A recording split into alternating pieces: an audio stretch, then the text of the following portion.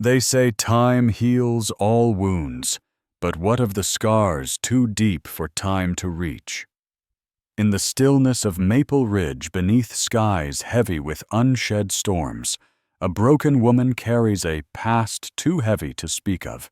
A child learns to smile through the weight of inherited fear, and a soldier's dog, once a hero, stands guard, not on a battlefield, but at the fragile gates of hope.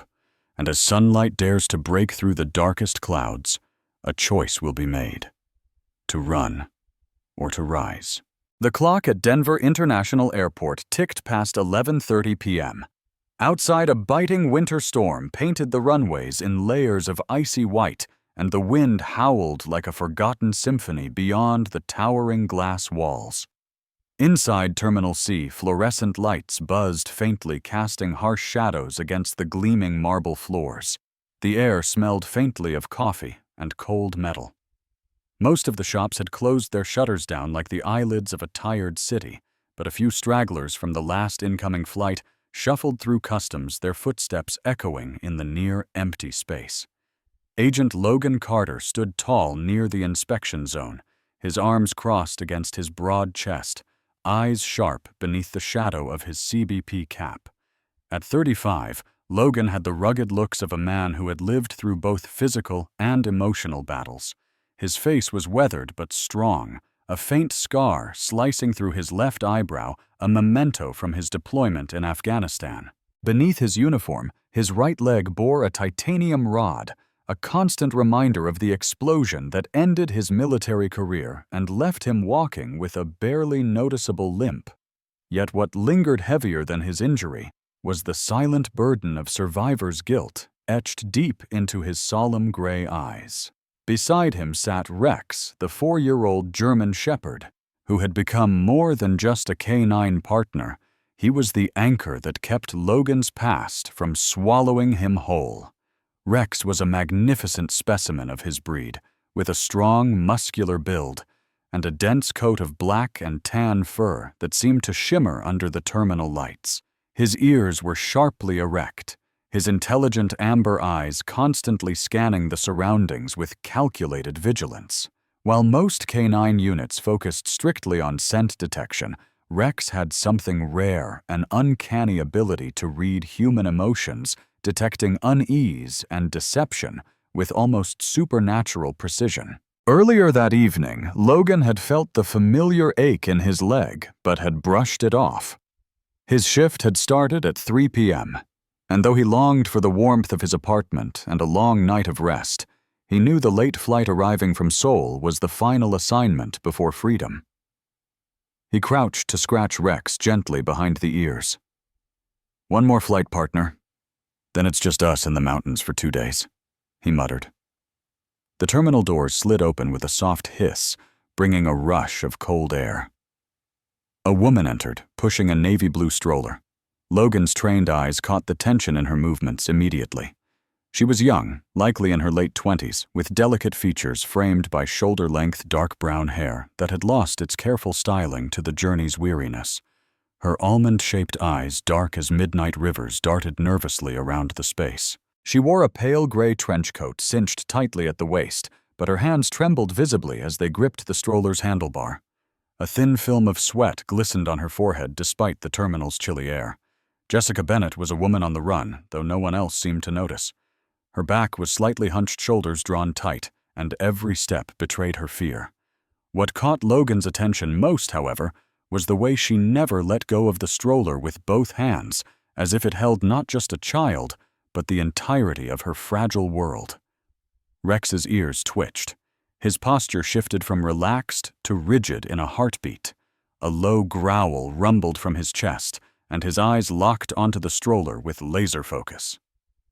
"Easy, Rex," Logan whispered, but his hand instinctively reached for the leash, feeling the coiled tension through the leather strap. Jessica noticed the dog and faltered, her lips parting, as if she might cry out, but she bit them shut and adjusted the baby blanket draped over the stroller.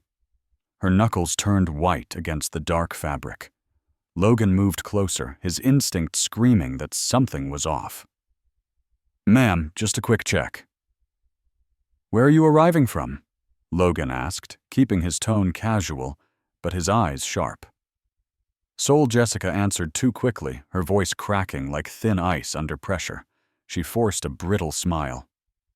It's been a very long day. My son's not feeling well. Logan glanced down at the stroller.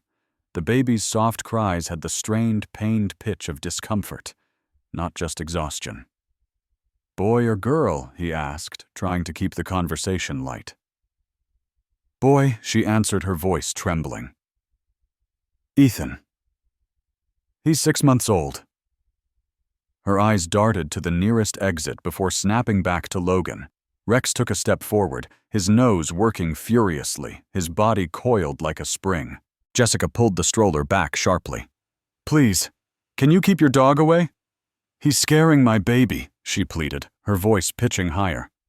Logan kept his eyes trained on her, but reached down, patting Rex gently. Rex is specially trained to be gentle with children, he lied smoothly, though Rex had no such specific training. Still, the dog's reaction was unmistakable. Jessica took a deep breath, trying to steady herself, but her entire frame radiated anxiety. Her coat shifted slightly, revealing a delicate gold chain around her neck with a small cross pendant. Her hand flew to it instinctively, fingers trembling against the cool metal. Logan stepped slightly to the side, scanning the stroller more closely. The baby was barely visible under the thick blanket, and the fabric seemed oddly rigid near the base.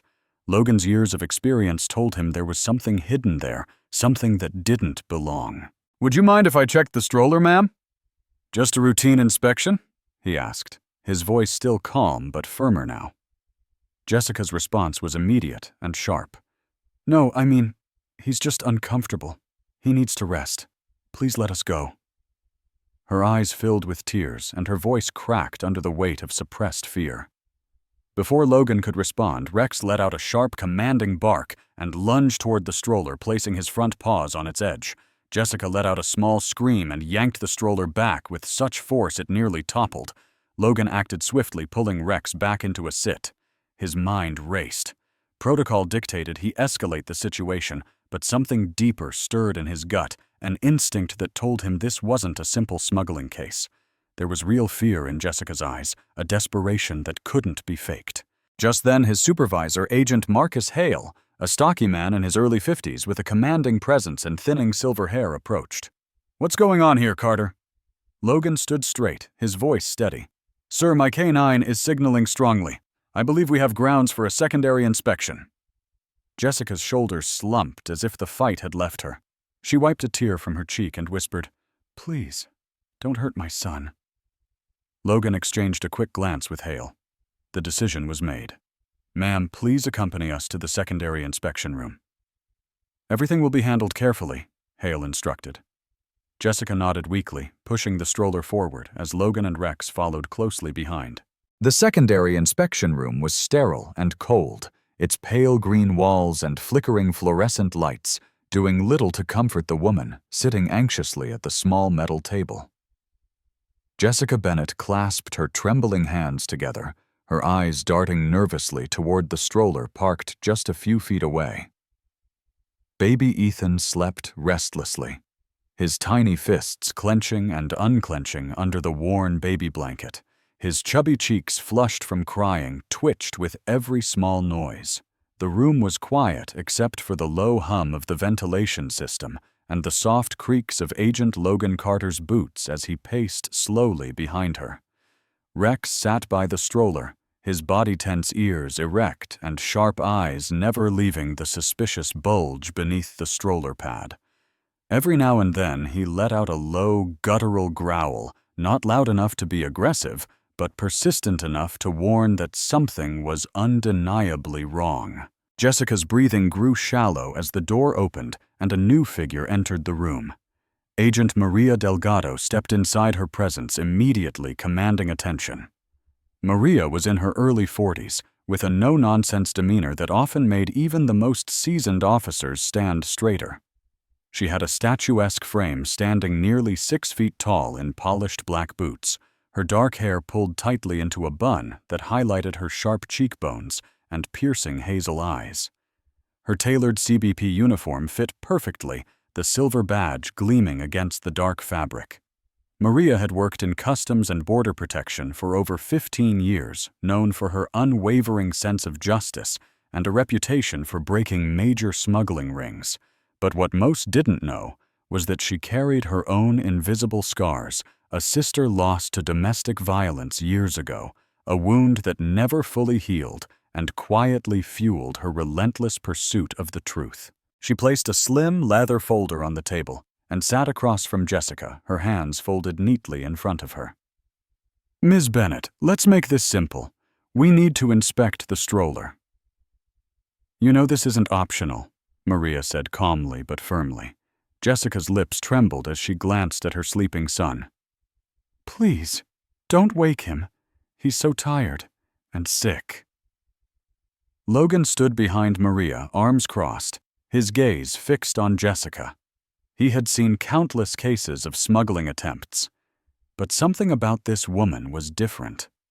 There was a rawness in her eyes, a depth of fear that didn't feel manufactured. Ms. Bennett Logan's voice was lower, gentler. "If there's nothing to hide, this will be over quickly.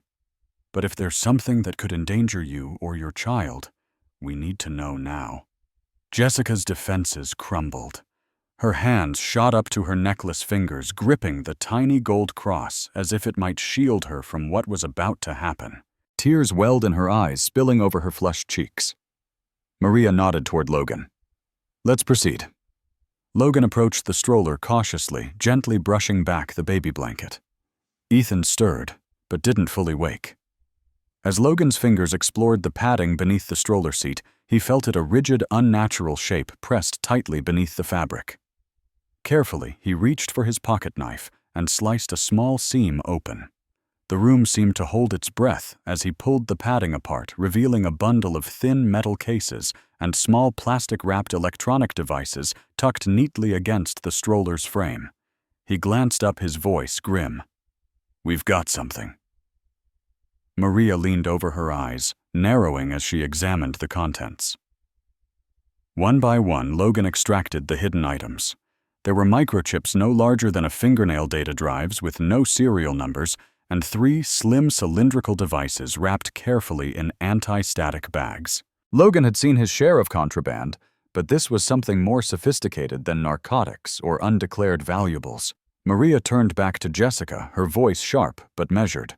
"What are these, Ms. Bennett?" Jessica broke. Her sobs echoed through the sterile room, and she buried her face in her trembling hands. Logan and Maria exchanged a knowing glance. Whatever this was, it ran deeper than smuggling. "I didn't have a choice," Jessica gasped through her sobs. "If I didn't take them, he would have found us. He would have hurt Ethan.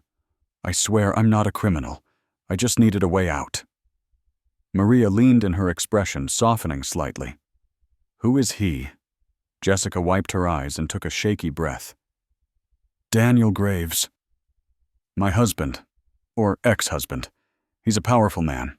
He owns Graves Technologies, a defense contractor. He's dangerous."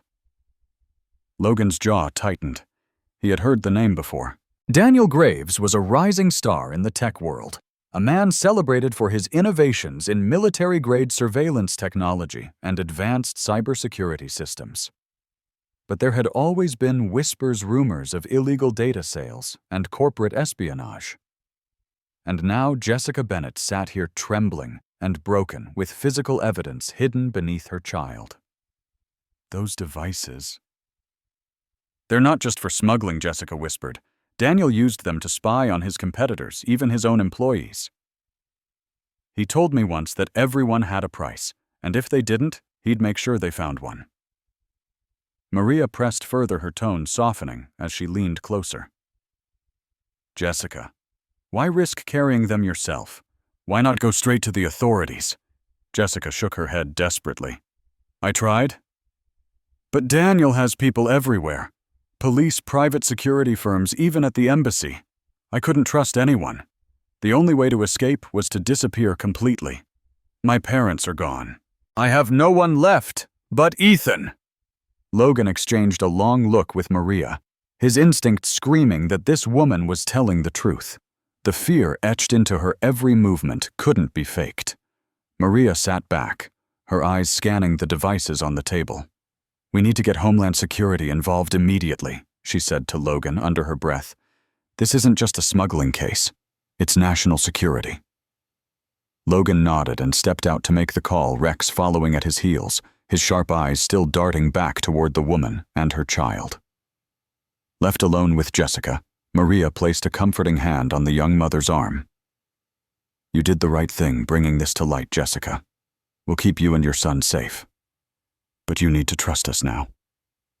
Jessica looked up through tear-soaked lashes, her voice barely above a whisper. "I just want Ethan to have a life where he doesn't have to live in fear." Maria's heart clenched at the familiar pain in those words. She had once promised her own sister something similar, but had failed to keep it. This time, she would not fail. The quiet hum of the interrogation room's air conditioner blended with the faint, restless murmurs of baby Ethan. His small chest rose and fell under the thin blanket, his face relaxed in the rare comfort of undisturbed sleep. Jessica Bennett sat opposite Agent Logan Carter and Agent Maria Delgado. Her slender shoulders slumped forward, fingers intertwined tightly in her lap, as if she could physically hold herself together. Her dark hair, now falling loose from its earlier bun, framed her pale face, and her swollen eyes told the story of countless sleepless nights. Agent Delgado initiated the recording device, her voice calm and professional. "Ms. Bennett, we need to document your statement for Homeland Security. Take your time. Begin when you're ready." Jessica inhaled shakily, her eyes darting toward the mirrored wall, knowing full well there were more eyes on her than she could see. "It started 2 years ago," she began, her voice barely above a whisper. "Daniel Graves, he wasn't always a monster, at least not one I could see." Agent Logan Carter leaned back against the cold wall. His arms crossed tightly over his broad chest. His mind should have been focused solely on the facts, but something about the fragile woman in front of him stirred memories long buried of his own mother, who had endured years of silent suffering under the hands of his abusive father before she disappeared from his life altogether. Jessica continued, her voice trembling. "I was a music teacher back then. Simple life. My world revolved around the piano, my students, and Sunday dinners with my parents. Then Daniel came in like a storm. Charming, successful, generous, everything I thought I wanted. He made me feel like I was the only person in the room every time he looked at me. But after we married, everything changed.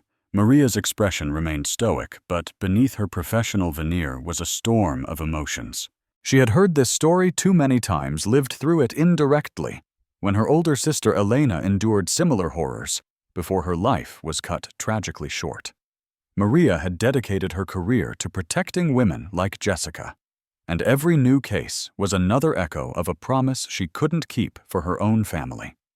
Jessica's hands shook as she recounted the unraveling of her marriage. At first, it was small things. He controlled where I went, who I spoke to. He called it protecting me. Then it turned to isolation. My friends stopped visiting because he'd make them uncomfortable. He'd watch my every move. There were cameras in every room of our house. I wasn't allowed to lock doors. And when I found out I was pregnant with Ethan, that's when it got worse. Logan's eyes softened. His thoughts wandered briefly to the small bundle sleeping beside them, innocent and unaware of the chaos surrounding him. Jessica swallowed hard. He didn't want a child, not really. He saw Ethan as leverage, a way to keep me tied to him forever. He said no court would give custody to a woman who couldn't even manage her own life. And then the threats started veiled at first, then explicit. Maria glanced at Logan, a silent understanding passing between them. This wasn't just another domestic dispute. This was premeditated, calculated control. Jessica's voice cracked and she wiped a tear from her cheek. The worst day was when he came home drunk. He shoved me against the wall so hard I thought my spine had snapped. I was 5 months pregnant. He said if I ever tried to leave, he'd make sure I disappeared and no one would even bother looking for me. Logan clenched his fists, his knuckles whitening. His father's threats echoed faintly in his ears, though they belonged to a past he rarely allowed himself to revisit. Maria leaned forward slightly, her voice low and reassuring. "What changed, Jessica? How did you finally get out?" Jessica exhaled shakily, her fingers tracing the outline of the small cross pendant around her neck. "One night I overheard a call he didn't know I was listening to. He was planning to move. Ethan said he was sending him to his parents in Alaska without me. He had already forged the documents. That's when I knew I couldn't wait any longer." Her gaze darkened. "I took what I could, this necklace, a few clothes, and the only thing I thought could protect us." She gestured toward the stroller where the hidden devices had already been confiscated. "Those files and devices, they're his dirty empire, proof of everything. I knew I couldn't carry them on me. He'd never think to look under his own son." Maria sat back, absorbing the weight of Jessica's story. "And the gun?" she asked gently. Jessica's face paled. "It wasn't for smuggling. It was for protection. Daniel keeps firearms everywhere. I took one before I left. I knew if he found us before we made it out of the country, I'd have no other choice." The room grew still, the air thick with the unspoken understanding of just how close to death Jessica had been willing to tread to secure a future for her son. The door creaked open and a new figure entered. Agent Nathan Holloway, mid-40s Homeland Security's liaison for high-profile smuggling and domestic terrorism cases, walked in. He was a lean man with sharp cheekbones and steely blue eyes that seemed to take in every detail of the room before he even spoke. His gray-tailored suit and polished demeanor marked him as someone who dealt in facts and consequences rather than emotions. Agent Holloway greeted curtly before his eyes settled on Jessica. "Ms. Bennett, I'm Agent Holloway. I'll be assuming jurisdiction over this case." Maria stood to brief him quietly while Logan remained seated, his gaze drifting to the exhausted young mother before him. Something unspoken passed between them in that quiet moment, a fragile bond born not out of duty, but out of the shared scars life had etched onto them both. Ethan stirred in his sleep, a soft whimper escaping his tiny lips. Jessica rose quickly, crossing the short distance to soothe him. She bent low, her hands trembling as she stroked his fine, dark hair. Logan watched his chest tightening at the sight. Despite everything, this woman hadn't crumbled. She had endured. She had fought back. And maybe Logan thought, as his eyes drifted to Rex, who sat patiently by the door, loyalty radiating from every muscle. Maybe that was the most courageous thing anyone could do, survive.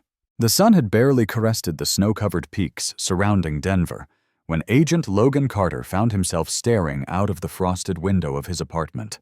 A steaming mug of black coffee cooled rapidly in his hand as the memories clawed their way back to the surface, memories he had kept buried beneath layers of duty and silence. Outside, the streets glistened with a thin sheet of ice, and the occasional sound of tires skidding on slick pavement echoed faintly through the early morning stillness. Rex lay by the window, his large frame stretched across the hardwood floor, ears twitching at every creak of the building. The German Shepherd's dark coat gleamed faintly in the pale morning light. His intelligent amber eyes followed Logan's every move, as if he too sensed the storm of memories brewing behind his handler's usually stoic expression. Logan turned from the window, his limp more pronounced in the cold, and sat heavily on the worn leather couch. He ran a hand through his short-cropped dark hair and sighed, his mind unwillingly returning to the dusty hills of Afghanistan, to a day that had changed everything. It had been 3 years ago, deep in the treacherous Sangin Valley. The air was thick with the scent of diesel and burning sand, the heat oppressive even in the early hours. First Lieutenant Logan Carter led a small reconnaissance unit tasked with clearing a suspected insurgent hideout. What should have been a routine operation turned into a deadly ambush. The new character introduced that day wasn't human. It was a young German Shepherd named Rex, barely over a year old, recently assigned to Logan's unit after completing his advanced combat training. Rex wasn't just any military working dog. He had a reputation even among seasoned handlers for his fearlessness and near-supernatural intuition. His sleek black and tan coat made him stand out among the standard military canines, and his powerful build hinted at strength far beyond his age. That morning, as Logan's unit advanced through a narrow alley between mud brick compounds, Rex's behavior changed. His body tensed, and he emitted a low growl deep in his throat. Logan, always attuned to his men, and his canine companion halted the squad immediately. He crouched beside Rex, noting the rigid posture and the way Rex's nose worked frantically against the dry air. Before Logan could issue the order to pull back, the world exploded in a deafening blast. An IED hidden beneath a loose patch of dirt detonated, throwing Logan through the air. Pain shot through his right leg as shrapnel tore through muscle and bone. Dust and smoke filled his lungs, and everything went black. When he came to, it was Rex's insistent barking and warm breath against his face that pulled him back from the brink. Blood trickled from a gash on the dog's flank, but Rex stood guard over Logan's battered body, his teeth bared at approaching figures in the haze. Against all odds, Rex had held his ground until the quick response team arrived, driving back the insurgents and pulling Logan from what should have been his grave. That bond, sealed in blood smoke and unspoken loyalty, had never broken. Rex had saved Logan's life, and in return, Logan fought through months of agonizing rehab to make sure he could return the favor by adopting Rex after their discharge. Back in the present, Logan reached down and ran his fingers through Rex's thick fur. "You saved me then, boy," he murmured. "I'm not sure I ever really came back, but you did." There was a knock at the door, pulling Logan from his reverie. Rex immediately perked up his ears sharp and his eyes alert. Logan stood wincing slightly as the metal rod in his leg protested against the movement. He opened the door to find Agent Maria Delgado standing there, her usual severe expression softened by genuine concern. Maria was dressed in a crisp navy overcoat, her dark hair pulled back into its familiar tight bun. But there was a warmth in her hazel eyes today, a rare glimpse of the person she kept carefully hidden behind layers of authority. "Morning, Carter," she greeted, stepping inside without waiting for an invitation. "We have updates on Jessica Bennett and the Graves case. Thought you'd want to hear it firsthand." Logan gestured toward the kitchen. "Coffee's fresh. Sit down." Maria didn't bother with small talk. She perched on the edge of the couch, her posture straight as always. "Jessica and Ethan were transferred to a temporary safe house last night. Homeland Security has expedited a special protection request. They're working on new identities for them." Logan exhaled slowly, a sense of relief washing over him. And Graves' Maria's eyes darkened. "He's lawyered up. But there's more. A private contractor, Mitchell Klein, head of Klein Securities, has been flagged as one of his top operatives. Klein's known for off-the-books jobs, and he's dangerous." Maria passed Logan a slim dossier. Logan flipped it open, his eyes, scanning over Klein's photograph. A tall, broad-shouldered man in his late 40s, with a square jaw, a close-cropped beard peppered with gray and cold, calculating blue eyes. His military record was impressive, special forces discharged honorably, but his post-military life was riddled with shady contracts and rumored ties to criminal enterprises. "If Graves is trying to clean house, he'll send Klein to finish the job," Maria said grimly. "Jessica's not out of danger yet." Logan clenched his jaw, his protective instincts flaring to life. He glanced down at Rex, who remained poised and focused despite the calm surroundings. "Then we're not finished either," he muttered. Maria stood, her hand resting briefly on Logan's shoulder. "You're not the only one carrying old wounds, Carter. But don't let them blind you. This isn't Afghanistan. The battlefield's different, but the stakes are just as high." Logan nodded, his thoughts already racing ahead. "We need to make sure that when Graves makes his move, we're ready." As Maria left, Logan knelt beside Rex, his fingers curling into the thick fur behind the dog's neck. "Looks like we've got another fight ahead of us, old friend. Just like before. You saved me once, Rex. Time to return the favor for someone else." Rex responded with a low, confident rumble, his eyes burning with the same unwavering loyalty that had pulled Logan from the edge of death 3 years ago. And for the first time in a long while, Logan felt like he wasn't walking through his battles alone. The storm arrived faster than anyone had anticipated. Heavy snow fell in thick curtains, blanketing the streets of Denver in a suffocating white silence. Visibility dropped to mere feet, and even the streetlights struggled to pierce the swirling chaos. Wind howled through the deserted avenues, carrying with it the sharp bite of winter and something far more dangerous lurking beneath the storm. Agent Logan Carter adjusted his black tactical jacket as he stood near the unmarked SUV idling at the safe house's back entrance. His eyes scanned the dark alleyways beyond the property's snow-laden fence. His right leg ached with the familiar throb of cold against old injuries, but his mind remained razor-sharp. Beside him, Rex stood tall and tense, his thick fur bristling slightly against the icy wind.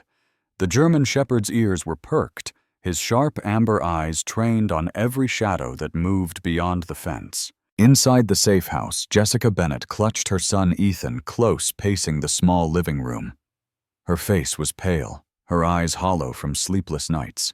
Dressed in a heavy woolen coat that looked 2 sizes too big, she had wrapped Ethan in layers of blankets, his tiny face barely visible beneath the thick fabric. She knew what was coming. Logan had warned her about Mitchell Klein. Mitchell Klein was no ordinary mercenary. Standing at 6'4" with a barrel chest and a face carved from granite, Klein looked like a man forged for war. His ice-blue eyes held no warmth, and his square jaw was perpetually clenched in a look of calculated aggression. Known for his efficiency and utter lack of empathy, Klein had built a reputation for making people disappear, clean quick, and silent. Tonight he wasn't working alone. 2 of his most trusted men accompanied him. Vincent Morrow, a wiry man with a snake-like grin and a penchant for knives, and Darren Holt, a heavy-set brute whose silence was more terrifying than any threat.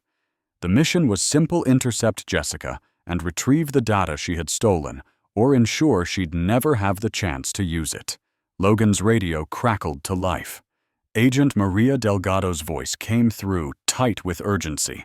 Carter movement spotted near the south perimeter. Unmarked black van just parked 2 blocks out. Klein is here. Logan exhaled slowly, his hand instinctively resting on Rex's harness. Copy. Extraction plan remains unchanged. We're moving now. Snow crunched under Logan's boots as he pushed through the safe house's rear door.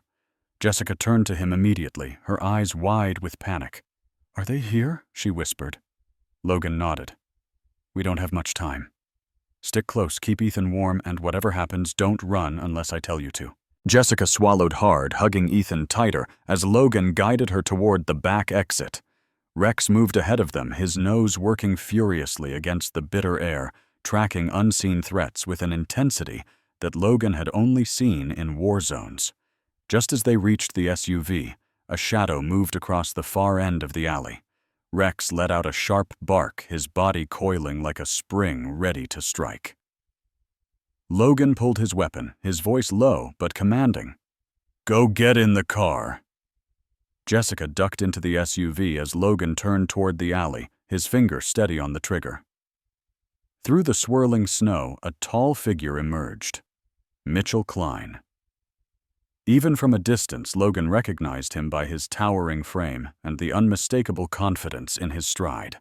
Klein stopped just short of the alley entrance, his cold eyes locking onto Logan with a predator's precision. Behind Klein, Vincent Morrow emerged, twirling a sleek combat knife between his fingers, his thin lips curled into a mocking grin. Darren Holt followed, his massive frame blocking the narrow passage behind them. They were here to corner, intimidate, and, if necessary, kill. Logan's voice cut through the storm. "That's far enough, Klein." Klein's lips curled into a slow, humorless smile. "Agent Carter, I'm impressed. But this doesn't concern you. Hand over the woman and the child.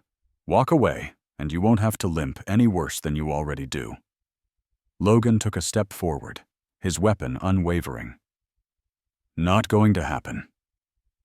Klein's smile faded. his gloved hands resting calmly at his sides. Last chance. Before Logan could respond, Rex lunged forward with a snarl, cutting through the snow toward the advancing men. Logan knew better than to try and hold him back. Rex had already identified the true threat, and in that split-second chaos erupted. Vincent Morrow threw his knife with lightning speed, but Rex anticipated the move, dodging to the side and driving straight toward Holt. The massive man raised his arm to block, but Rex leapt high, sinking his powerful jaws into Holt's thick jacket and dragging him to the snow-covered ground with astonishing force. Logan fired twice toward Klein, forcing him to dive for cover behind a dumpster. The sound of gunfire cracked through the storm, swallowed quickly by the howling wind. Jessica screamed from inside the SUV as Ethan began to cry. Logan turned his head just long enough to see Maria's black tactical SUV screech into the alley from the opposite end. Agents poured out, weapons drawn, taking cover behind vehicles and dumpsters. "Move, move now!" Logan shouted, sprinting back to the SUV and shoving Jessica and Ethan flat against the seats. "Keep your heads down." Rex fought viciously with Holt, his growls like thunder beneath the storm. Despite Holt's massive size, he struggled to throw the German Shepherd off his thick gloves, doing little to protect him from Rex's relentless assault. Klein fired several rounds toward the approaching agents before retreating into the whiteout, disappearing like a phantom into the swirling snow. Vincent Morrow followed suit, his knife left buried uselessly in the snow where Rex had forced him to drop it. Logan grabbed Rex's harness, pulling him back as the agents secured the scene. Holt lay groaning on the ground, his forearm torn and bleeding heavily. But he was alive. Klein and Morrow had vanished into the blizzard, their escape hidden by the storm. Jessica sobbed quietly in the back seat as Logan knelt beside her, his voice calm despite the adrenaline racing through his veins. "It's over. You're safe now." Rex sat at Logan's side, his thick coat dusted with snow, and his chest rising and falling heavily from exertion. His eyes remained locked on the swirling darkness beyond the alley, as if he knew the fight wasn't truly over. Logan ran a gloved hand through Rex's damp fur, whispering under his breath, "Good boy. You saved them." The days following the storm were a blur of government briefings, security escorts, and high-stakes investigations. In the heart of downtown Denver, inside the steel and glass fortress of the FBI's Western Division headquarters, the tension was thick enough to cut with a knife. The temperature outside remained bitterly cold, but inside the conference room on the 14th floor, the air was electric with the scent of impending justice. Jessica Bennett sat at the long mahogany table, her hands clasped tightly around a steaming cup of untouched coffee. Her face was pale, but determined, the dark circles under her eyes evidence of sleepless nights. Sitting beside her was Agent Maria Delgado, poised and alert as ever, her sharp hazel eyes darting between the agents and analysts gathered around. Across from them, Agent Nathan Holloway stood at the head of the table, his crisp gray suit immaculate despite the long hours, his cool blue eyes betraying no emotion. Agent Holloway was a man known for his precision and ironclad professionalism. Tall, lean, and perfectly groomed, he carried himself like a man who had spent his life walking tightropes between politics and justice. His expression was unreadable as he laid a small metallic USB drive on the table, the very device Jessica had hidden within her cross necklace. "This," Holloway began, his voice low and commanding, "is the key that unlocks Daniel Graves's entire criminal empire." The room fell silent. Maria nodded to Jessica, offering her a small but reassuring glance. Jessica swallowed hard and straightened her back. "Everything you need is on that drive: financial records, internal communications evidence of illegal wiretaps, offshore accounts, even personal confessions Daniel made when he thought no one was listening. I spent months gathering it while pretending to be the obedient wife." Agent Holloway gestured to the lead forensic analyst, a bespectacled man in his early 30s, named Kevin Brooks. Kevin had the classic look of a quiet genius, slightly hunched shoulders, pale complexion, and nervous energy that radiated through his constantly tapping fingers. Despite his introverted demeanor, Kevin had cracked some of the most complex cyber cases in the last 5 years. He connected the USB to his encrypted laptop fingers, moving rapidly across the keyboard. As the files loaded, Kevin's eyes widened.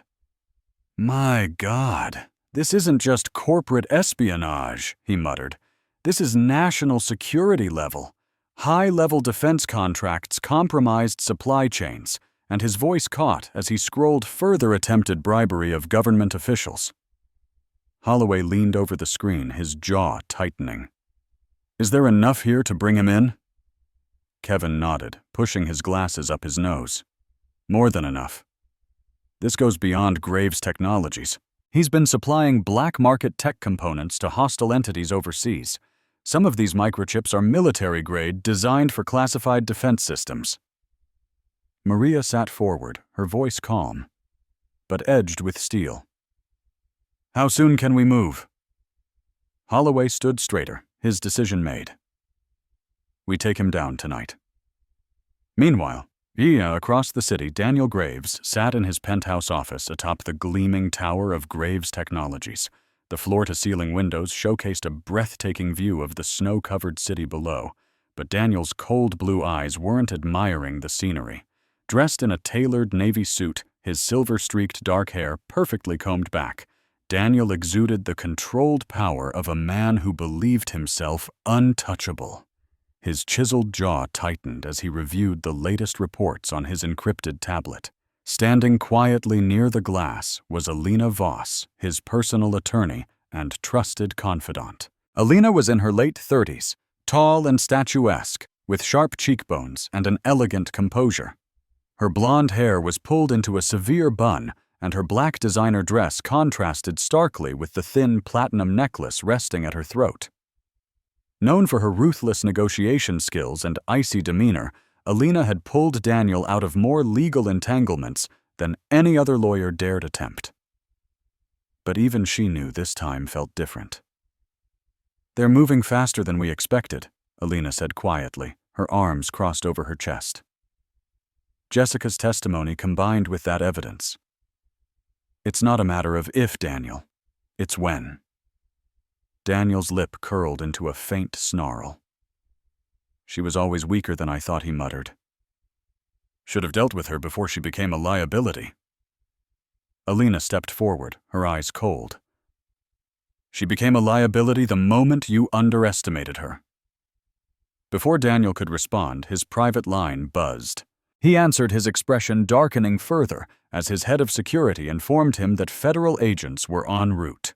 His calm, calculated exterior finally cracked his voice sharp. "Activate the contingency plan.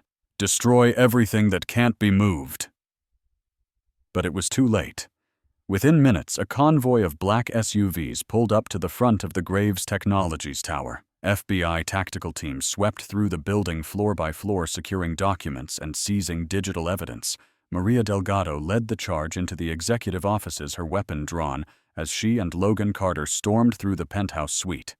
Daniel Graves stood defiantly behind his glass desk as the agents entered. His icy blue eyes locked onto Maria's with a chilling calm. "Do you have any idea who you're dealing with?" he sneered. Maria lowered her weapon just slightly, her badge gleaming under the office lights.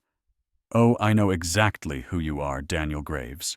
And it's about time someone reminded you that no one is above the law." Logan stood behind her Rex at his side, the German shepherd's low growl rumbling through the tense air. Daniel's eyes flicked toward the dog, his expression faltering for the briefest of moments, before Maria stepped forward and snapped a pair of steel cuffs onto his wrists.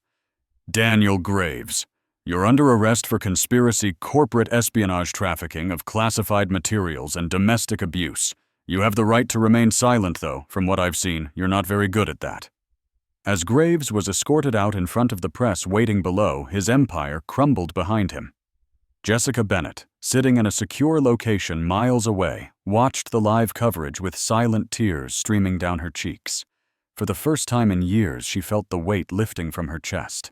Beside her, Ethan gurgled softly in his sleep, unaware that the world had just shifted in his favor. Spring arrived quietly in Maple Ridge, a sleepy town nestled between rolling green hills and the winding Bluebird River. The air carried the faint scent of blooming dogwood trees, and the streets lined with charming brick buildings and white picket fences felt like a place untouched by the chaos of the outside world. For Jessica Bennett, it was the first time in years she could walk without looking over her shoulder. She lived in a modest two-story house at the edge of town, its white shutters freshly painted a small garden, blooming with tulips and daisies under the care of helpful neighbors. Inside the living room smelled faintly of lavender and sheet music. Jessica had turned the sunlit front room into a small piano studio. Her elegant mahogany upright piano stood against the far wall, its surface gleaming beneath the sunlight streaming through gauzy curtains. Jessica herself had changed since the days of fear and flight. Though still slender, she now held herself with quiet confidence. Her long, dark hair was usually pulled into a loose braid that draped over one shoulder, and her soft brown eyes had begun to shine again. The faint lines of worry that had once creased her forehead were slowly fading, replaced by smiles as she watched her son thrive in their new home. Ethan, now a year old, had transformed into a lively little boy, with a head of soft dark curls and the brightest hazel eyes. His first steps had been taken right here in the garden, with Rex by his side like a watchful guardian. Every morning Ethan would waddle to the back door and call out a cheerful Rex, his attempt at saying the dog's name, before toddling outside to greet his four-legged protector. Rex had settled into his new civilian role with surprising ease. Though the battle scars remained hidden beneath his thick coat, the haunted look that once clouded his amber eyes had faded. Now he patrolled the backyard like a sentinel, his powerful frame moving gracefully along the fence line. Yet when Ethan reached for him with chubby hands, Rex would lower his head and allow the boy to climb over him like a mountain, his patience seemingly endless. Logan Carter became a frequent visitor to their little sanctuary. Officially, he was assigned to check in as part of Jessica's ongoing protective detail, but over time, those visits became something more personal. Logan had found peace here too, a sense of belonging that had eluded him since his military days. Dressed in plain clothes, usually a flannel shirt and faded jeans, he seemed almost like a different man when he wasn't bound by duty. His rough exterior softened around Jessica and Ethan, and he often brought small gifts, a handcrafted wooden toy for Ethan, a bouquet of wildflowers for Jessica. One sunny afternoon, Logan arrived with a surprise. In the back of his old Jeep, a small upright piano sat securely strapped down. Jessica's eyes widened as he unfastened it and carefully moved it into the garden under the blossoming cherry tree. "I thought you might like to have lessons outside when the weather's nice." Logan explained, his voice almost shy. Jessica pressed a hand to her chest, overwhelmed by the thoughtful gesture. "Logan, I don't know what to say." "You don't have to say anything," he replied softly, his gaze lingering on hers longer than usual. That afternoon, the garden echoed with the gentle notes of a lullaby as Jessica played for Ethan and the few neighborhood children who had gathered curiously by the fence. Rex lay in the grass nearby, his ears twitching with every note, his eyes half closed in contentment. One of the new faces among the children was Sarah Langley, a petite girl of 7 with a crown of fiery red curls and a scatter of freckles across her pale cheeks. Sarah lived with her grandmother a few houses down. Shy and often alone, she found solace in Jessica's music. Over time, Jessica offered to teach her piano for free, noticing how the girl's timid nature blossomed with every new piece she learned. Sarah's grandmother, Martha Langley, a sharp-tongued but kind-hearted woman with silver hair always pulled into a tight bun, often dropped off freshly baked pies as thanks. Life in Maple Ridge was far from the high society circles Jessica had once been trapped in, but here, among the simple joys of music friendship and the laughter of children, she found something far more valuable: freedom. Late one evening, as the sun dipped below the hills and bathed the town in a warm, golden glow, Logan sat on the porch with Jessica. Ethan had fallen asleep on a blanket beside Rex, his tiny chest rising and falling in perfect rhythm with the dog's steady breathing. "You think this peace will last?" Jessica asked quietly. Her fingers wrapped around a warm mug of tea. Logan leaned back in his chair, his eyes watching the horizon. "We fight for peace every day, Jessica, and sometimes it finds us in places we never expected." She turned toward him, her expression thoughtful. "You've found your peace here too, haven't you?" He looked at her, then really looked at her, the tension in his shoulders easing. "Yeah," he admitted softly. "I think I have." 6 months passed like a dream gently unfolding. Maple Ridge wore its summer attire, proudly golden fields, stretching beyond the horizon, the Bluebird River glistening like a ribbon of silver under the midday sun, and the air sweet with the scent of honeysuckle and fresh-cut grass. The town seemed to hum with contentment, its streets alive with the laughter of children and the gentle clatter of life lived simply. Jessica Bennett stood barefoot on the back porch of her home, the soft breeze teasing a few loose strands of her dark hair from the braid draped over her shoulder. She wore a light floral dress that moved gracefully with every step. Her features had softened, no longer shadowed by fear, but lit by a quiet, blooming happiness. In her arms was a small sun hat, one she had spent the morning carefully adjusting for Ethan's first independent steps across the lawn. Logan Carter leaned against the fence at the far end of the yard, his weathered boots sunk slightly into the warm grass. Dressed in a simple white t-shirt and faded jeans, he looked nothing like the hardened agent who had once carried the weight of a broken past. His posture was relaxed, his gray eyes softer as they followed every uncertain wobble of little Ethan across the sun-drenched yard. Ethan, now a sturdy 1-year-old with unruly curls and bright hazel eyes, stood on unsteady feet near the center of the lawn. His small hands clenched and released the air as he tested his balance. Before him sat Rex, regal and patient, his tail swishing rhythmically against the grass. The German shepherd's deep amber eyes never left the boy, his ears twitching with every giggle and squeal. With a triumphant grunt, Ethan took his first uncertain step forward, his chubby legs wobbling as he moved toward Rex. Another step, and then another. His tiny feet found confidence as he crossed the soft grass, his arms outstretched. When he finally reached Rex, he toppled forward, wrapping his arms around the dog's thick neck. Jessica pressed a hand to her lips, her heart pounding with joy. A tear slid down her cheek, but this time it wasn't from sorrow. It was pure, unfiltered happiness. Logan crossed the yard and knelt beside her, his voice low and warm. "Looks like he's found his balance," he said, smiling. Jessica turned to him, her eyes shining.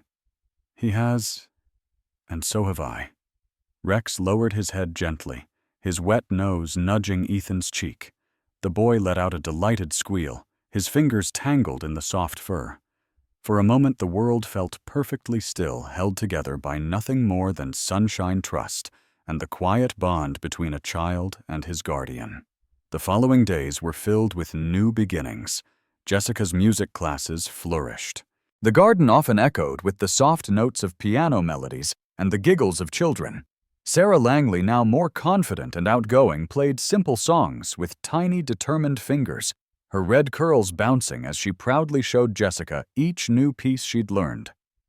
Logan became a fixture in their lives, his visits no longer tied to protective duty, but to something deeper. He brought fresh wildflowers, handmade wooden toys, and stories that made Ethan laugh until he hiccuped. In the evenings, he and Jessica sat on the porch, their conversations stretching long after the sun dipped below the hills. One evening, as the fireflies began to dance across the garden, Logan sat beside Jessica on the porch swing. His fingers traced the grain of the wood, his voice soft but certain. "I used to think I was meant to live my life alone, that everything I'd lost had closed that door for good." Jessica glanced at him, her heart tightening at the vulnerability in his tone. "But then I met you," he continued, And this little guy, he added, nodding toward Ethan, who lay asleep on a blanket beside Rex. And somewhere along the way I realized, happiness isn't something you wait for. It's something you choose. Jessica reached for his hand, their fingers intertwining naturally. We've both lost a lot, Logan. But maybe it's time we stop running from what could be. He turned to her, his gray eyes filled with something unspoken, but understood. So what do you say, Jess? Should we choose happiness? She smiled softly, her heart lighter than it had been in years. Yes, she whispered. Let's choose it. Together. That night, under a sky filled with stars and the soft hum of summer, Logan kissed Jessica for the first time. It wasn't rushed or desperate, it was slow, filled with promises yet to be spoken, and a future they both knew was worth fighting for. From that day forward, the house at the end of Maple Ridge became more than a safe haven. It became a home, and in the backyard, under the watchful eyes of Rex, a boy named Ethan learned to walk, and then to run, always with his loyal guardian just a step behind. Sometimes the greatest battles are fought far from the eyes of the world, in quiet living rooms, in the silent tears of a mother, or in the determined first steps of a child. But every small victory, every act of courage, every moment of kindness becomes a stone laid on the path toward a brighter future. Like Jessica, Logan, and little Ethan, we all have the power to choose happiness no matter how heavy the past may be. So today, ask yourself, what small choice can you make to bring light into someone's life? If this story touched your heart, share it with someone who needs hope. Don't forget to like this video, subscribe for more inspiring stories, and leave a comment below. What does happiness mean to you? And how will you choose it today?